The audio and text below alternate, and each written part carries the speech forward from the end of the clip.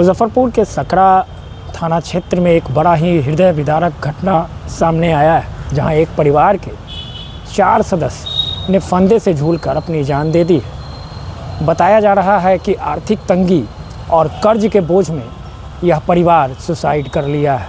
इस बात की खबर जब गांव में लगी और तमाम लोगों को जानकारी हुई तो यह सनसनीखेज की खबर सुन सभी उस घर की तरफ दौड़ पड़े जहां पर यह घटना हुई। व्यक्ति ने अपने परिवार में, चूँकि उसकी पत्नी की मौत 1.5 साल पहले हो गई थी, लेकिन उसके बाद भी वह परिवार को चला रहा था, परवरिश कर रहा था।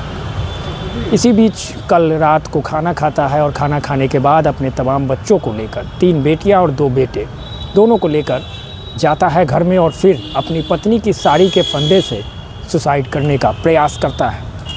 इस प्रयास में 4 व्यक्ति, जिसमें 3 बच्चियां भी हैं, उनकी मौत भी हो जाती है, जबकि 2 मासूम 4 साल और 6 साल का एक बच्चा, उसकी जान बच जाती है, वो वहां से निकल जाते हैं। फिलहाल इस घटना की जांच प्रशासन और पुलिस के द्वारा किया जा रहा है। उन तमाम बिंदुओं पर जांच की जा रही है कि किस परिस्थिति में व्यक्ति ने इस दर्दनाक और हृदय विदारक घटना को अंजाम दिया है। वरीय पुलिस अधीक्षक जो मुजफ्फरपुर के हैं, सुशील कुमार, ने बताया है कि सभी बिंदु पर जांच की जा रही है। फिलहाल जो बातें सामने आई है उसमें पिता ने पहले तमाम बच्चों को फंदे पर लटकाया और फिर अंतिम अपनी जान दे करके जीवन लीला समाप्त कर ली है। मुजफ्फरपुर में हुई इस घटना की तमाम जो लोग हैं वो लोग निंदा कर रहे हैं कि एक पिता के द्वारा आखिर क्यों इस तरह की घटना को अंजाम दिया गया।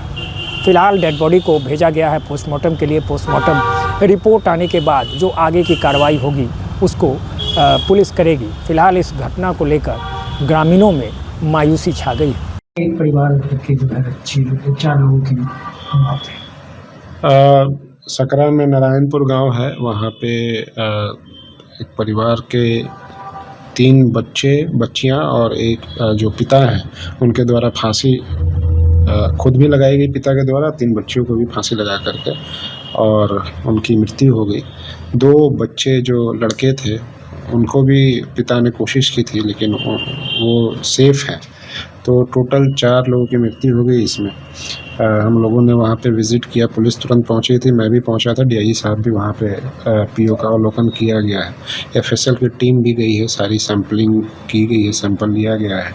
विस्तृत तौर पे जांच की जा रही है कि कारण क्या है। जो 2 बच्चे उनके जो प्रत्यक्षदर्शी थे उनके द्वारा यही बताया गया है अभी। उसके अलावा भी हम लोग जाँच करेंगे कि पिताजी थोड़े दुखी रहते थे।